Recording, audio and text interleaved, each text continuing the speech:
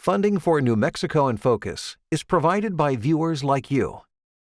This week on New Mexico in Focus, we examine the gulf between those who want to change our state's medical malpractice laws and those who don't. All of a sudden, in the last several years, we have created a climate that is impossible for independent practitioners, and frankly, it's also impossible for hospitals.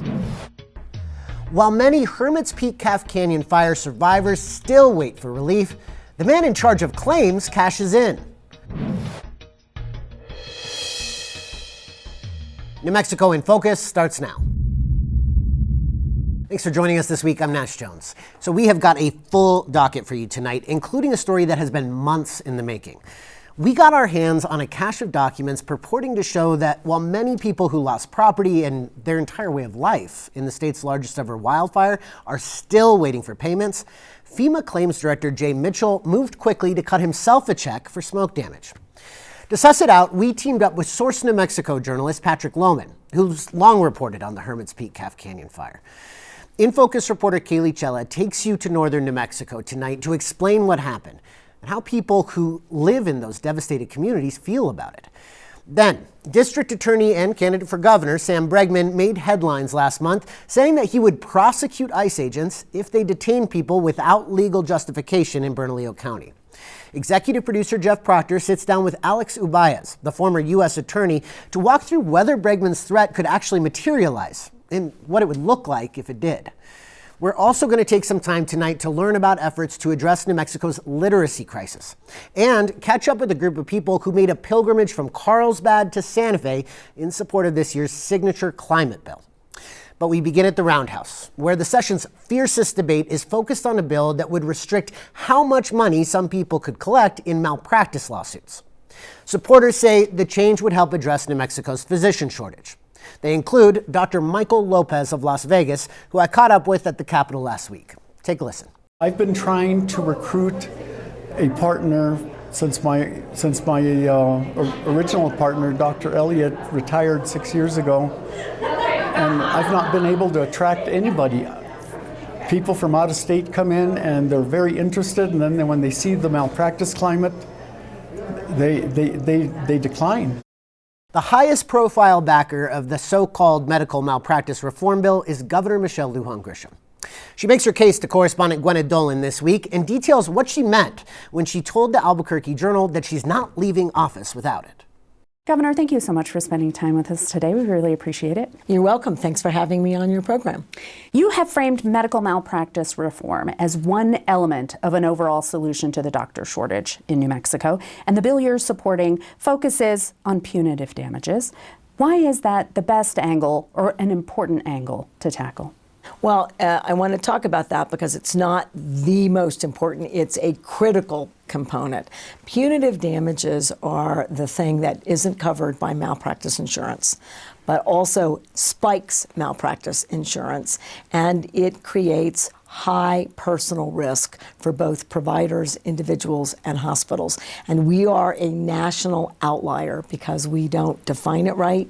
We have the lowest evidentiary standard for punitives. We have a weird glitch in how we define occurrence so that a single incident, which people should be made whole for if there's been a malpractice or an injury caused by a medical practitioner. But then everyone involved in the incident, whether or not they were responsible for the problem, you can do an individual claim for each of those. So it is ballooned and stacked. We also don't pay damages outright, which then impacts what you can get in punitives. And so all of a sudden, in the last several years, we have created a climate that is impossible for independent practitioners, and frankly, it's also impossible for hospitals. Yeah, last week, lawmakers changed the bill to give more protection to individual doctors and local hospitals and less protection for out-of-state hospital systems. What is this distinction about? Is it about ownership or size or accountability? It's really a debate, and I'll give you the side that I'm on, about these out-of-state hospitals don't have the same relationships, so they don't put enough staff in, and they don't spend enough money on the most clinical advanced treatment protocols and equipment. And then they create risk by doing that, and they should be held accountable. And if we don't hold them accountable at this standard, we're never going to improve the quality of care. Until this country moves away from the perverse profiteering in healthcare, it is a much more complicated design. That means everyone's sold. That means there's one or two, like Genesis, for example. They've all declared bankruptcy. Nobody gets made whole. And guess what? They never hired staff and created new buildings. Care got worse. Rural hospitals will close. They've already got nearly $1 trillion out of the equation because of the Trump administration and Congress in Medicaid. They are not if the profit margins aren't good enough, and I don't even like saying that. It's just a reality. They won't hire people. They won't hire the best doctors. They won't invest. And so you know who is? You are. I've asked New Mexicans to pay for all of it because I worry about the quality of care. And in the end, it isn't enough because the doctors will not come to New Mexico. LFC report says 2/3 of all current doctors are considering leaving. What do you say to a medical malpractice victim or a family who experienced reckless conduct or egregious behavior that punitive damages are designed for if this bill becomes law? You still get punitive damages, and you should, because gross neglect is disgusting, and patients need to be made whole. I'm a lawyer. I need plaintiffs' lawyers. It sounded a little too angry about trial lawyers. The problem is I need them to do their jobs, which are amazing, protect people, make them whole. But you can't practice an environment that, for whatever reason, got so one-sided, including the way in which we calculate what the costs of care for the future or what you lost is completely different than anybody else, and it's designed so that it weighs in favor of the plaintiff's attorneys. It should be weighing in favor of the victim and the patient, and it isn't. So what I'm asking the legislature to do, and New Mexicans, is don't take a side between doctors or patients or lawyers. That's an untenable thing to ask anyone to do. I'm asking New Mexico to right-size our laws to make sure that patients can be protected, which is why we have a patient compensation fund and why we keep making sure people have access to insurance, because we want patients to be protected and have access. But we want this to be a reasonable setting so that everybody's held accountable, but everybody has a fair situation from which to practice. So if the sort of package of changes that you want goes into effect, how will all New Mexicans kind of notice the difference? How will that impact them on a daily basis? You will begin to see quickly a change in attitude, a reduction of the temperature, and the state will be in a much better position to recruit providers. Now, it's not a sure thing. You have said, I'm not leaving this job without medical malpractice reform, but state lawmakers have been resistant to special sessions. So if it doesn't happen, you've said you're willing to apply pressure. What does that look like? Well, now I'm going to disagree with you. That's not really pressure. That's doing my job. New Mexicans, 85+% want this. They believe that they are experiencing poor quality care because they don't have access. And they are all concerned that their doctors are leaving. This is not good for the state. It's not good for families. It's not good for economic development. It is not good for anyone. So what I have said is you have to address it. That's your number one job, is solving problems for New Mexicans. The difference this time is you have a lot of people who are really clear that something has to give. And as long as it doesn't have a fatal flaw, they have a chance to get it up to me in a 30-day session. If they don't, here's the big difference. You have some moderate Democrats. You have 100% of the Republicans in the House and in the Senate who want to stay or be called back for a special session. This is their number one issue. That changes the climate for any governor, and it certainly changes the climate for me. So I would say, not pressure, but I've made it clear I won't shy away from creating the necessary pathways to make sure that this number one issue gets addressed. You can find more of Gwyneth's interview with the governor on the New Mexico in Focus YouTube channel. The governor and the bill's bipartisan sponsors argue New Mexico's patients will remain sufficiently protected under the proposed changes. But a number of those who have endured injury and worse, their advocates, their attorneys, the family members of New Mexicans who have died as a result of medical malpractice, have turned out in vocal opposition.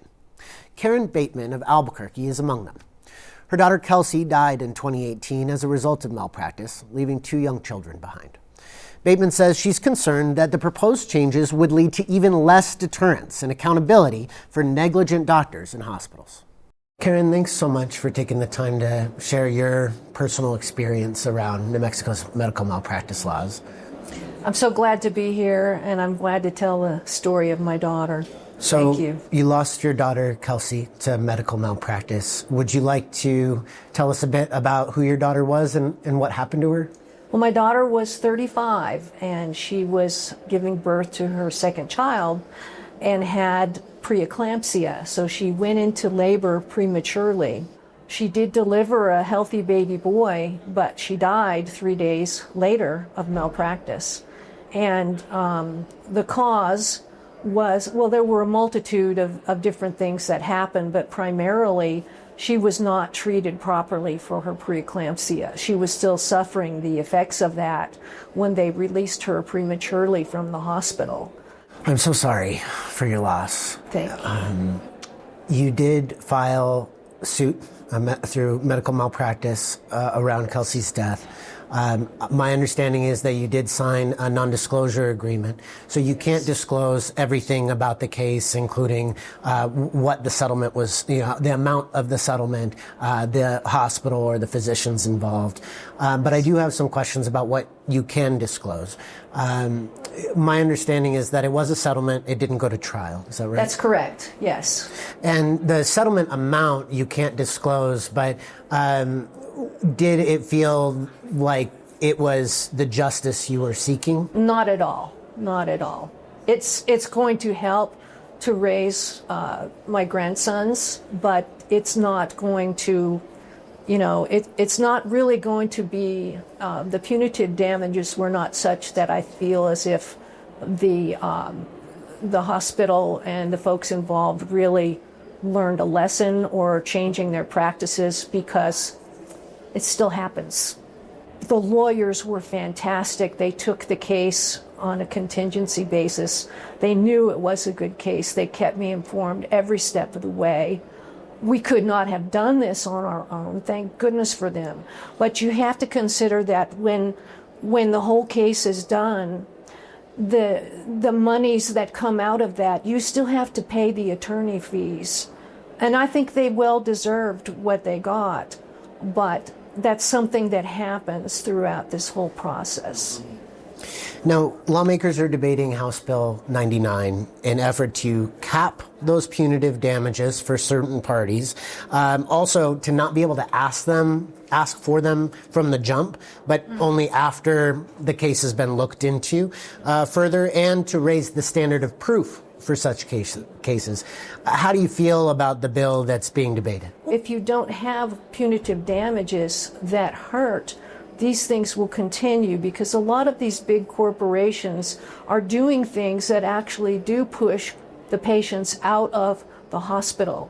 They're saying, if you have a baby, you can be in there 1 day, maybe 2 days, and then we're going to send you home. Ready or not, you're going home. And I think that was part of the problem, one of the issues of many that led to my daughter's death. Now, a recent amendment that has been officially added to the bill excludes out-of-state hospitals, out-of-state owned hospitals from that cap, meaning that the bill only now protects individual providers and New Mexico-owned hospitals and clinics.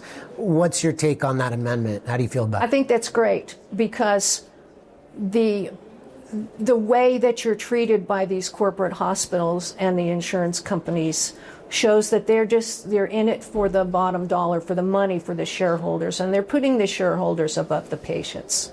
What will the rest of the legislative session look like for you? Will you be continuing to advocate? And if so, what does that look like? I'll be here whenever I'm needed. I've met a lot of other wonderful people. Unfortunately, a lot of other families who have suffered losses or lifelong injury, and we will continue to fight. Karen, thank you so much for not only your time, but for sharing Kelsey's story as well. Thank you. And may I show a picture of my daughter? Please. This is Kelsey. She's a beautiful, beautiful girl, and we miss her so much. And I'm so sad that her sons will be missing her, and her youngest son will never know her. Thank you. Thank you. The bill narrowly passed its first hearing in the House Health and Human Services Committee this week. As we tape this Thursday, it has one more committee stop before it can get a full vote of the House. This is a different world, right? Convicting federal agents for depriving people of rights is important to establishing that trust in the system. And when the people don't see that happening, right? It's important for our leaders to stand up and say, no, the law applies to everybody. You'll hear from former U.S. Attorney Alex Ubaez on whether and how a local district attorney could prosecute ICE agents in about 10 minutes. Last week, in a partnership with our team here at New Mexico in Focus, Source New Mexico's Patrick Lohman published a bombshell story. It revealed that Jay Mitchell, the director of the Hermit's Peak Calf Canyon FEMA Claims Office, quietly pushed through a $250,000 payment for smoke damage that he says the state's largest ever wildfire caused to his Angel Fire home. His wife cashed a nearly identical check for her business. The payments have sparked outrage among some of those hardest hit by the fire, many of whom are still waiting to be compensated, as FEMA promised they would nearly 4 years ago. Lohman and In Focus reporter Kaylee Chella went to Angel Fire to get answers from Mitchell and for the northern New Mexico communities who are demanding accountability. In 2022, the U.S. Forest Service ignited the largest wildfire in New Mexico history. 2 prescribed burns scheduled on a windy, dry day, one at Hermit's Peak and one at Calf Canyon, burned out of control, decimating almost 350,000 acres. For those living in the path of the flames, it wasn't just a disaster. It was the end of a way of life. So it burned my grandmother's house that my grandfather had built. It was an adobe home. It burned. Everyone here lives off the land. You sell live trees. You sell dead trees. You sell vigas. You sell rock. You sell dirt. Sand. We make use of our resources, of our natural resources that we have. And that's how people make a living. They survived the fires, the floods, and the smoke. And neighbors in the burn scar, like people here living in Cepello, tell me the most difficult part is surviving the paperwork. We turned to a lawyer to advocate, well, not advocate, but to counsel for us, because the paperwork is incredible. I mean, I've been to school with Laura. I'm an educated man, and the paperwork is overwhelming. And the ridiculous requests they make of you to do, you got to work. You don't have time. The federal government promised to make the victims of the fire whole, allocating almost $5.5 billion for compensation through a dedicated FEMA claims office. But many say they have yet to see it. I haven't received zero. I haven't gotten any smoke damage. I haven't gotten a fencing. Almost 4 years later, while dozens wait in trailers and debt, one man at the top of that office and his wife have already been paid to the tune of $500,000. My private residence. Get out of here. Okay. That's the voice of Jay Mitchell, the director of FEMA's Hermit's Peak Calf Canyon Fire Claims Office. Internal documents obtained by Source New Mexico and NMPBS revealed that last July, Mitchell received a payout of roughly $266,000 for smoke and ash cleaning at his home in Angel Fire. And his wife, Lisa, received more than $258,000 last August for business-related losses she claimed. We attempted to reach Mitchell by phone and at his office, but he didn't answer, and his security guards tried to lie to us to get us to go away. Is that door 1712? What direction should I go to find 1712? Actually, sir, it says 1712 right above your head. This one's 1711. Not according to those numbers right there. All right, just hold on 1 second. Thank you very much. We then went to Mitchell's home in Angel Fire, a ski resort town about an hour's drive from the hardest hit communities. The house in Casita, valued at nearly $800,000, sits on a hillside overlooking his neighborhood. He and his wife were less than happy to see us. I caught most of the interaction on video, but I kept the microphone rolling.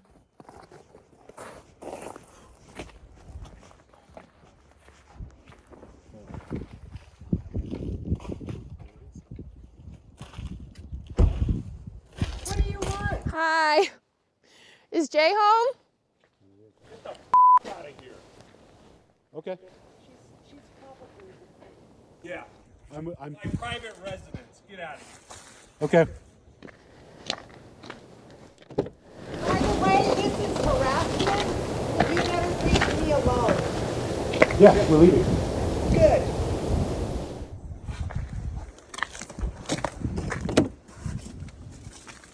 This is Patrick Lohman, a journalist at Source New Mexico who's been reporting on this fire and its aftermath since the match was lit. We teamed up for this story and went to Angel Fire together to get to the bottom of it. So down to the cul-de-sac over here is a guy named John and his wife. And We spoke to a few of Mitchell's neighbors, including this man, Michael Martinez. Martinez lives half a mile northeast of Mitchell. He says he remembers the smell of smoke in 2022, but not the damage. there was no smoke damage to my house at all. Personally, I didn't see anything. We never had a day where smoke was that bad coming in. We have pictures of it just blooming up over to the south of us and even from Taos, but never anything that really hit at least our neighborhood.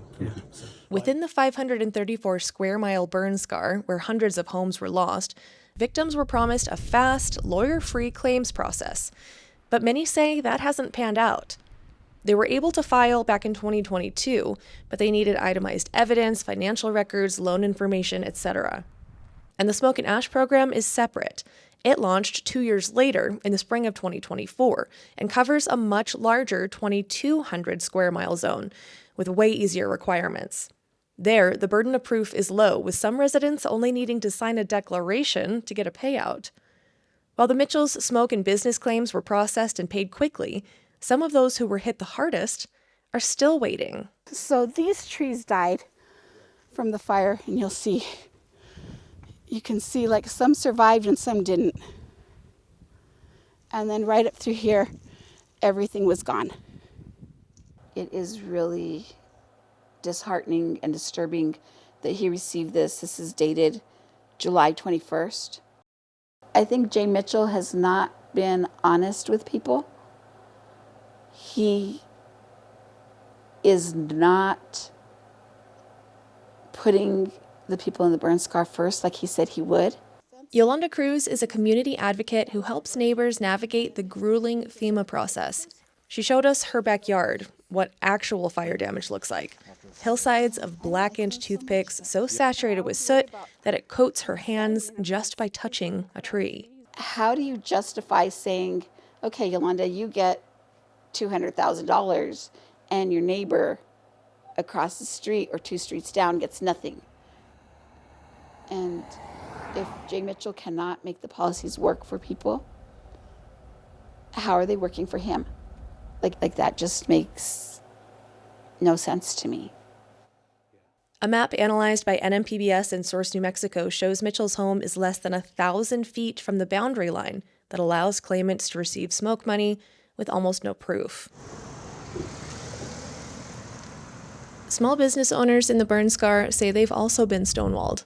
Sarah Matthews owns Barachos, a local favorite, and has been a vocal advocate for business owners in Las Vegas. Businesses like mine, who have quantifiable losses in the millions, haven't been paid a penny. We can't even get paid our smoke damage money. We can't even get our SBA loans repaid. We can't even get our flood insurance premiums repaid with or without a lawyer. I think it's disgusting that people like Jay Mitchell, who have sat at tables with me, and women who lost their homes have not been compensated for total losses, but they receive smoke damage money. Matthew says her town is dying as the workforce disappears and businesses close their doors forever. It's kind of like the systematic decimation of our community. It feels like they're trying to kill us slowly and choke us out is what it really feels like. Anyone with integrity would have made sure that people who lost property, who lost homes, who had total losses were compensated before it just became a money grab for the people who are well connected. For those who lost everything, the money isn't a windfall, it's survival. We lost our home, total loss, our pets, our vehicles. We lived at a motel for 9 months, which was very hard. Anita and Andrew Vigil say they've begun to rebuild with the small amount FEMA paid them for the loss of their home. But it's not enough to cover everything. Peanuts. They gave us peanuts.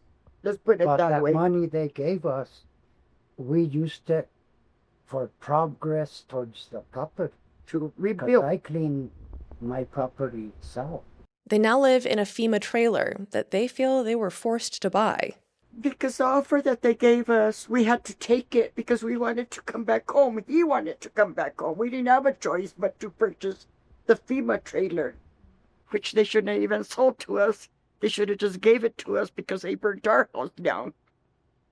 Can I add on to that? The FEMA trailer that was sold to them, and along with other neighbors that did purchase those FEMA trailers, they're all electrical. For this rural area, the electricity goes off all the time. So these trailers were not equipped for this area. They weren't suitable for this area. Laura Silva is an advocate for her neighbors. She didn't lose her home, but she knows the cost of the fire intimately. We had my little niece that 9 years old, and she came to visit. We all knew she had asthma. She was exposed to some of that smoke. Well, when she went back home to Albuquerque, my little niece, Amaya, had a reaction with her asthma, and she passed. This little girl was everybody's sunshine, you know? And she told me her husband's cancer has returned, which she attributes to the unrelenting stress. We didn't ask for the fire. They threw it on us. We didn't like the match. And we're the forgotten clan. We are. FEMA knows that they're going to have to pay long-term for those non-economic damages, for the mental anguish that they put on us, and the continued mental anguish that they've done to us. They don't want to pay. Okay, so then if you don't want to pay for non-economic damages, pay for the things you can pay. And they don't do it. They don't move it. They're all in suspension, all our claims.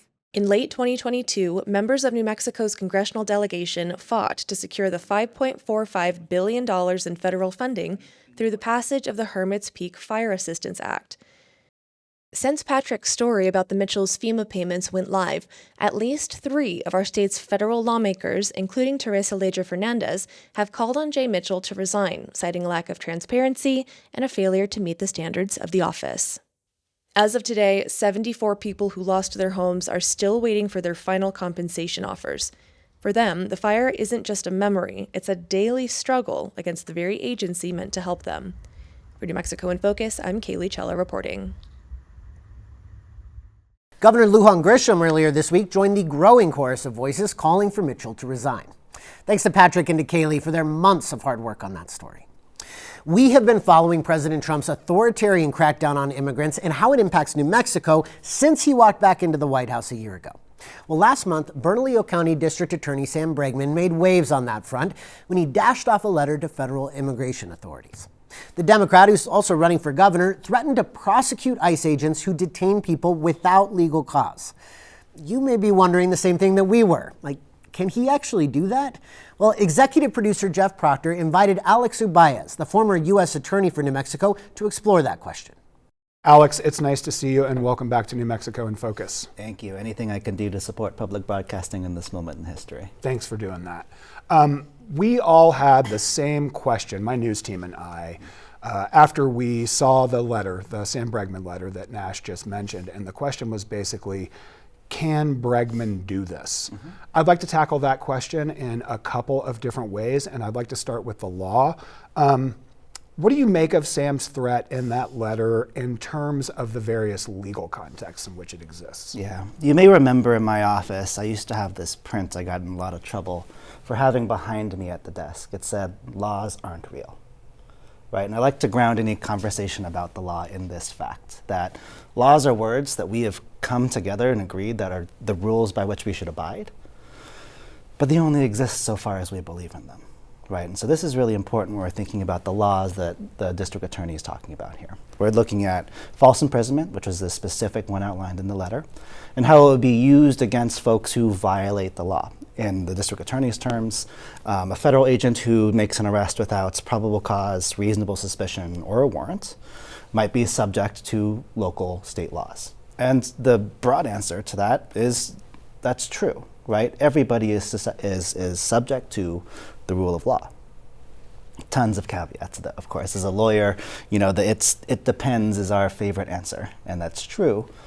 So while the laws always apply, how they apply and whether they can be applied are separate questions. And so how they apply in this case, right, you're looking at false imprisonments. False imprisonments requires a knowledge that your imprisonment of a person is not lawful, right? You don't have the lawful authority to do it.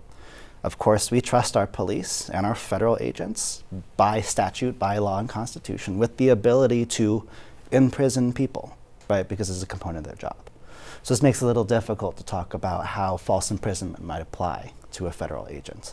There's a couple other components too, of course, right? We're talking about state law, federal law, and we've heard, of course, the terms of federal supremacy, and I think that term doesn't quite carry as much water as many people believe it does. How not? So federal supremacy, right, is the idea that if a federal agent is doing their job, basically, right, there's legal words for it, but if they're doing their job, the state shouldn't interfere in that. That means that the actions they're taking are necessary and proper in advancing whatever the federal interest or the federal law that they are pursuing. If they are not doing something that's necessary and proper to advance a federal law, then that supremacy doesn't protect them from state criminal prosecution. The second sort of procedural piece, of course, is when cases are brought against federal agents, they can be then removed to federal court, where federal rules apply, but state law, in terms of the charge, still applies. I want to go back to those three standards that you just mentioned. Judicial warrant, that's a warrant that Sam would ostensibly come up with himself, a judge would sign it. Next, you've got probable cause, and last, you've got reasonable suspicion. I want to home in on that for just a moment.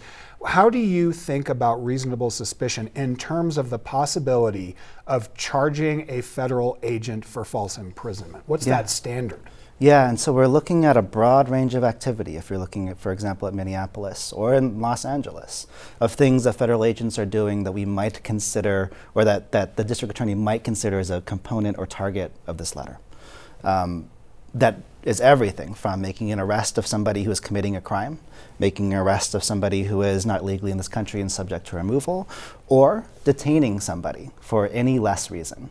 That's usually where reasonable suspicion comes in, right? So that's the Terry stop. It's where an officer has to hold somebody temporarily, seize them, right, in violation of the Fourth Amendment, but with justification, that being the reasonableness, right?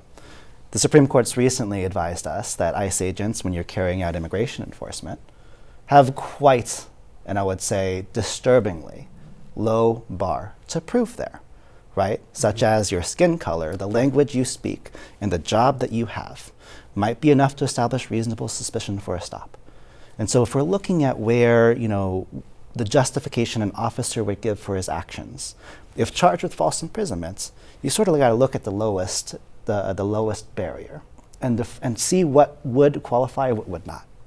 With this ruling from the Supreme Court and with that very low barrier, which includes, right, such things as crowd control, public safety, right, the neighborhood you're in, how you look, the language you speak, and the job you have, it's going to be very difficult to assert that an agent didn't have at least that basic reason to go talk to someone and seize them temporarily.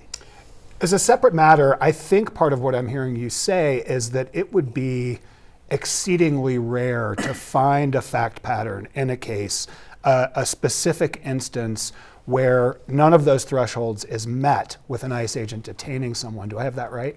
It'd be really difficult, not impossible, right? You know, there's a million hypotheticals. And there's a lot of instances that we're looking at in Minneapolis where it doesn't appear that there is any justification at all for some of the seizures that are occurring. Remember, seizures are everything from putting a person in handcuffs to maybe pointing a gun at somebody, right? That person is considered seized. Or in the back of a squad car, for example. Or especially if you're in custody in the back of a squad car. And so there are situations that might exist. It's going to be a tough thing to prove it. Let's spend just a moment on the mechanics of all of this. I want to let you know something. We contacted APD and BCSO to ask, like, what would you guys do if the DA's office asked you to go arrest an ICE agent based on this sort of framework that Sam's come up with? Of course, they both demurred, saying that we're not interested in commenting on the hypothetical. You and I are here to very much talk about that exact hypothetical.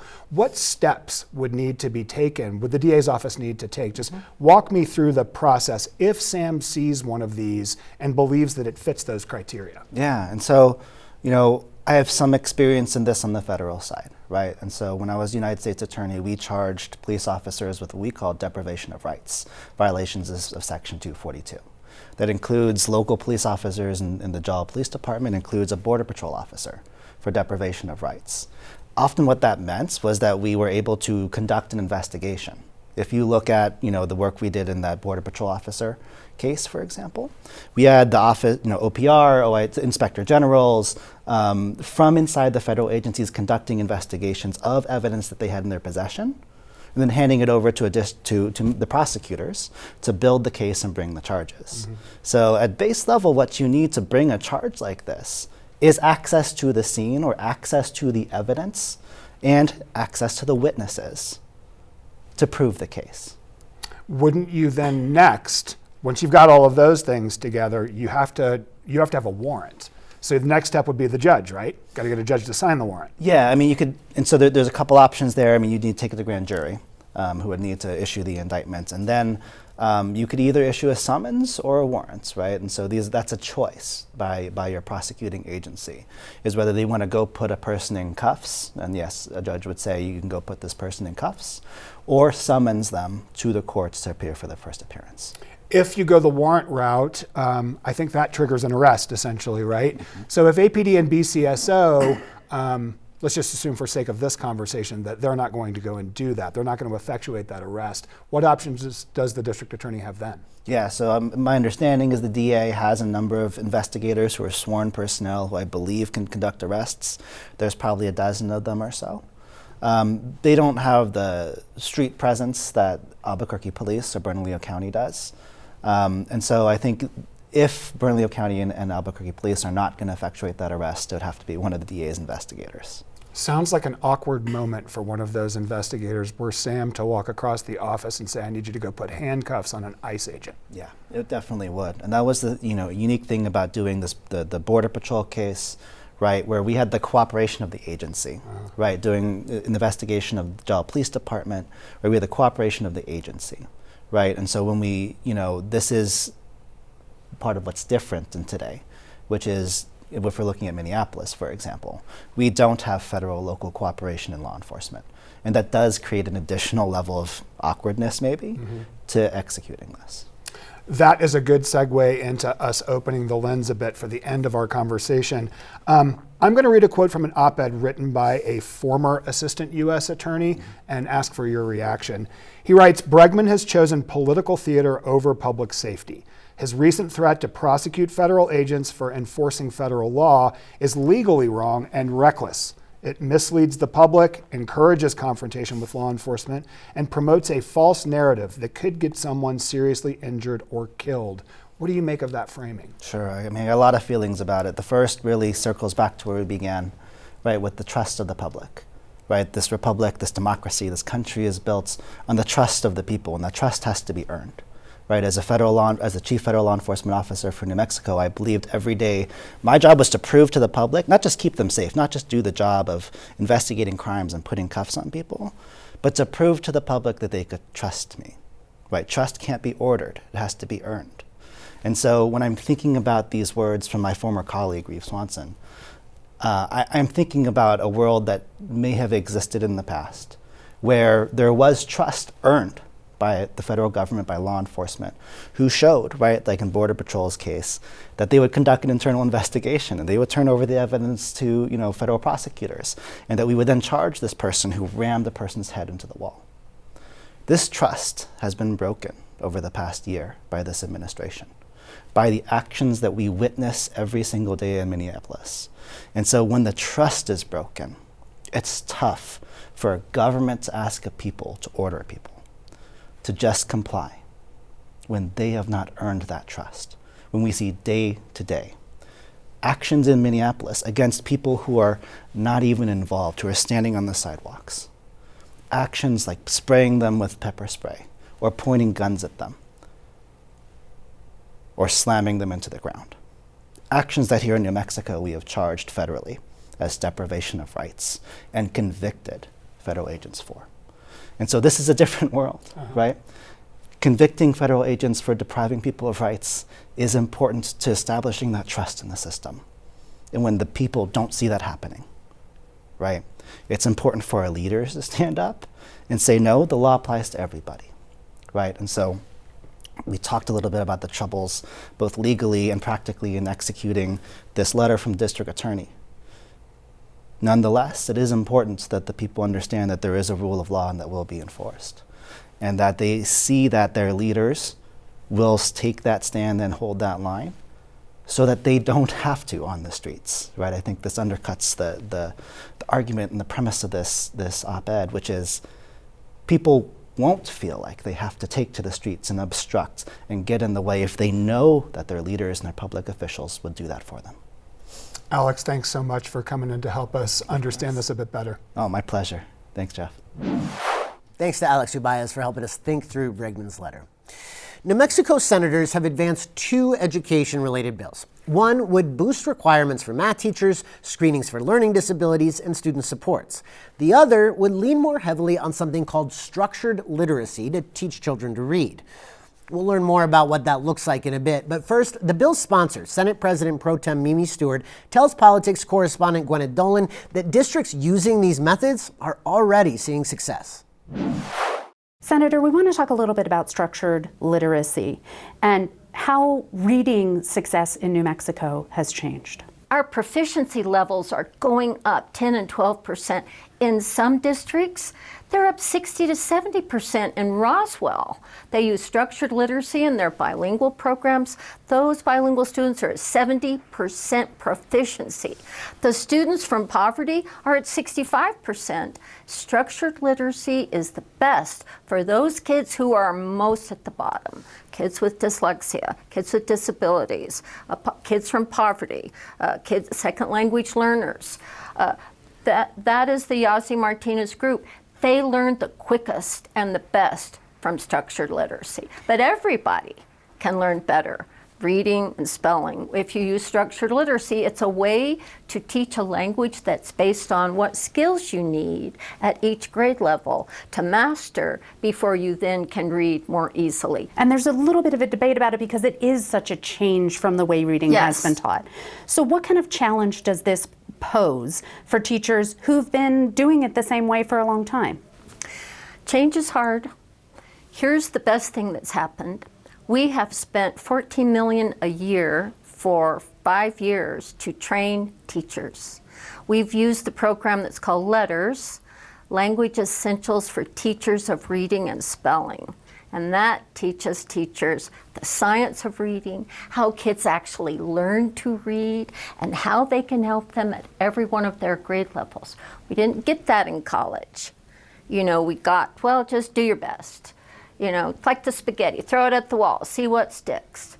But now we know, this is decades of research showing us that structured literacy is what you use when you teach everybody how to read. Thanks to Gwyneth and to Senator Stewart. For more on how that program would help students with dyslexia specifically, check out the full interview on the New Mexico in Focus YouTube page.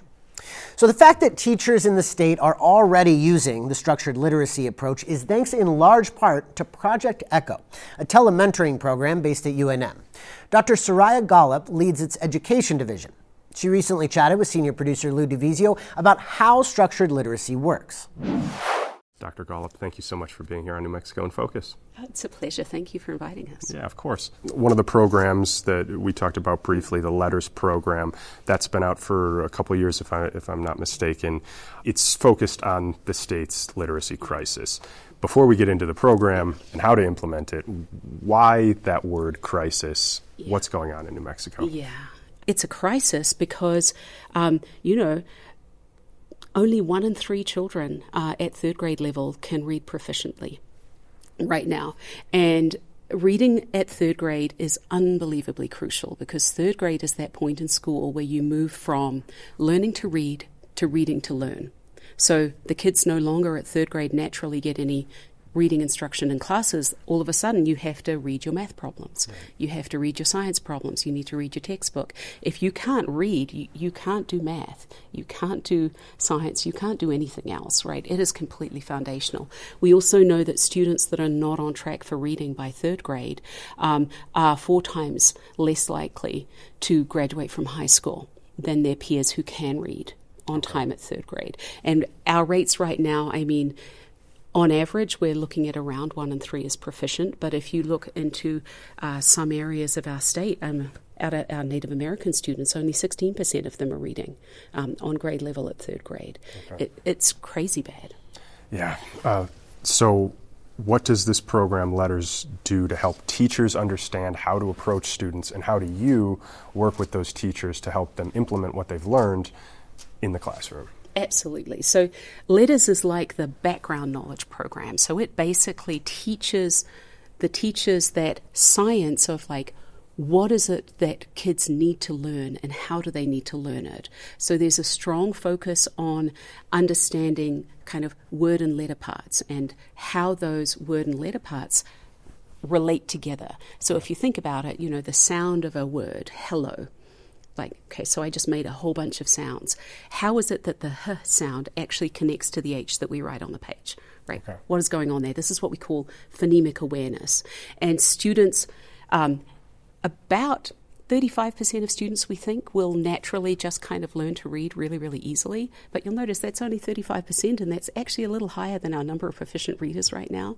The rest of our students need really explicit instructions in how this phonemic awareness works, how to do it in the classroom, and how to integrate that into what's a really, really complex job, right? So if an elementary teacher is in their classroom, 22 students the whole time, they have to do math, they have to do language, they have to do writing, they're doing all of the things. So this specific thing, you've got to do it so carefully and so well structured, and LETTERS is really providing a framework for how to do that.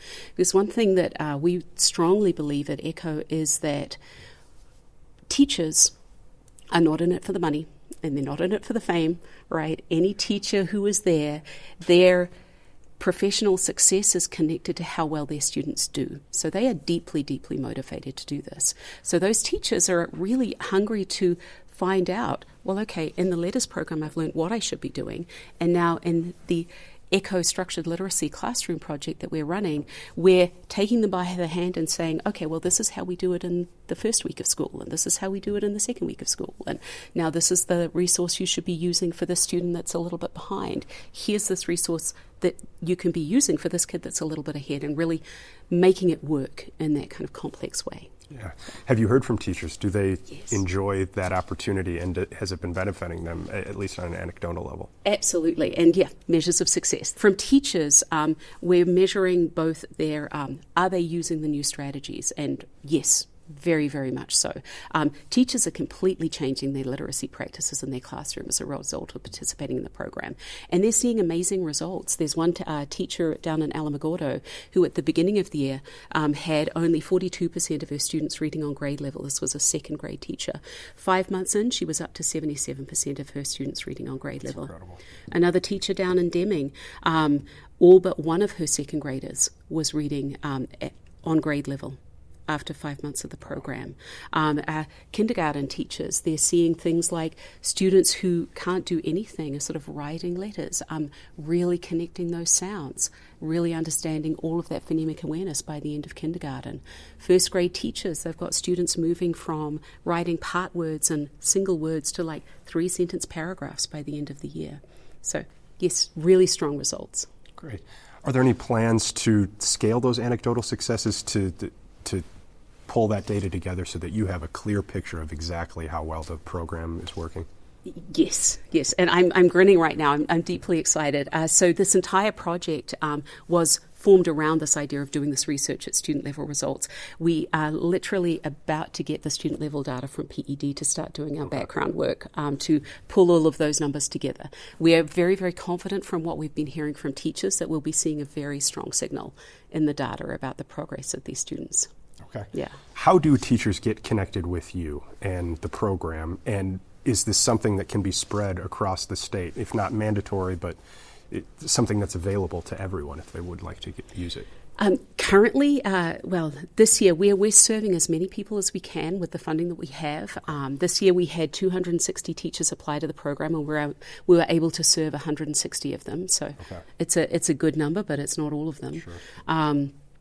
Yes, they can come to our website and come and sign up for the program. We enroll people at the end of the spring for the following year. Right now, the program is serving kindergarten through third grade teachers in 2 cohorts. We also have a parallel program which is serving a couple of whole schools here in APS and educational leaders. So out of personal interest more than anything, once teachers get to this point and they have students in the classroom, they're trying to implement these things that you teach them, there's also a part on the front end in early childhood. What can parents do to prepare their children to work with teachers who are letters trained and build literacy early on? Oh, absolutely. So we are naturally oral language creatures, right? The spoken word is our natural state. So when we think about reading and writing, I'm never going to be able to read something or write something that I can't speak out loud, that I can't take in when I'm hearing.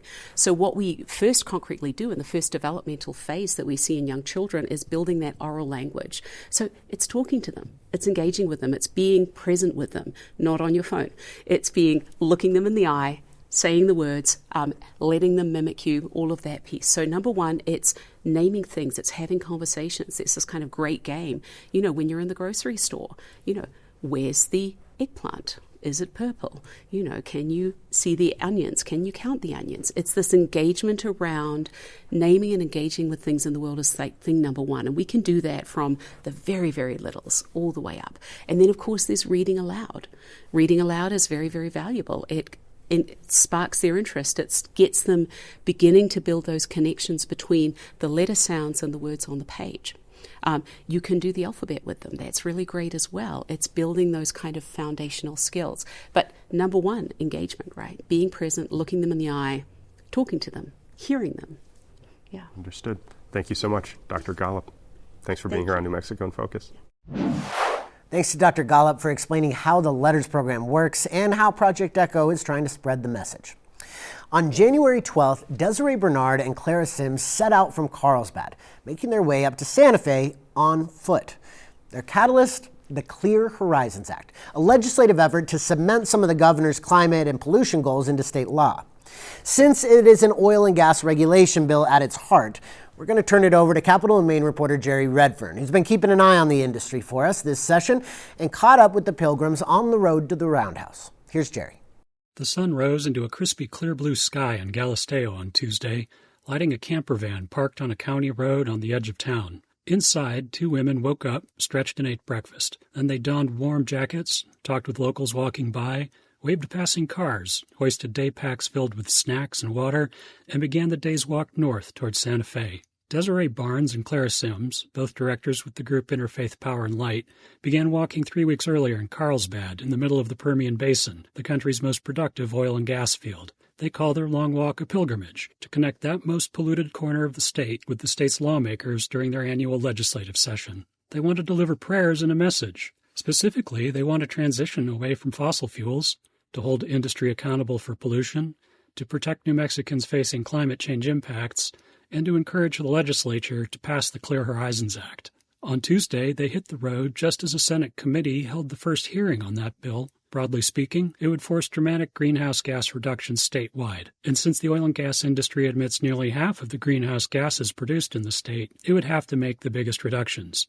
Unsurprisingly, the bill is not popular with that industry. The impacts of oil and gas production in the Permian Basin were front and center for Desiree and Clara. Hi, my name is Clara Sims. One of the things that touched me most on the pilgrimage was early on having a meal with community members in Artesia, and they conveyed that they feel like their legislators will not hear them or represent them when it comes to oil and gas. They need other legislators to represent them and listen to them, and they need other people in New Mexico to bear witness to what is happening in that region. My name is Desiree Bernard. Walking through those regions and smelling the very, very intense stench in the air and seeing all the warning signs and the poison signs, and just really feeling for the folks who are breathing that air and breathing it ourselves was difficult. But the pilgrimage covered much more than oil fields. Over roughly 330 miles and 25 days of walking, the two inadvertently saw the wild weather of a shifting climate in New Mexico. Temperatures hovered near 70 degrees when they walked past Roswell, far warmer than normal. One of the most spectacular things I experienced on the journey was a sunrise. I was in my tent and very cold, and I didn't want to get out, but I got to watch through the flap just a sunrise unfold over about 30 minutes on the plains outside of Roswell, and it was one of the most beautiful things I've ever seen. A few days later, overnight temperatures dipped to 6 degrees, far colder than normal. On Tuesday, the debate over the Clear Horizons Act ran nearly 5 hours, long for any legislative hearing. The last person to speak was Angel Charlie, a Democratic senator who lives at Acoma Pueblo. The land gifted us the budget we now use to take care of the people of New Mexico. And today I'm asking us to take care of the land, to protect her in the same ways she has always protected and provided for us. Around the time that Desiree and Clara stopped walking on Tuesday, the bill passed that first hearing. Now it awaits its second hearing in the Senate Tax, Business, and Transportation Committee, with 2 short weeks left in the session. Thanks to Jerry Redfern and to the climate advocates who spoke with him before finally arriving in Santa Fe yesterday. And thanks to everyone else who contributed to the show. Join us here next Friday for another trip to the Roundhouse. This time we're going to dig into what's getting funded and what's coming up short in the proposed state budget. For New Mexico PBS, I'm Nash Jones. Until next week, stay focused.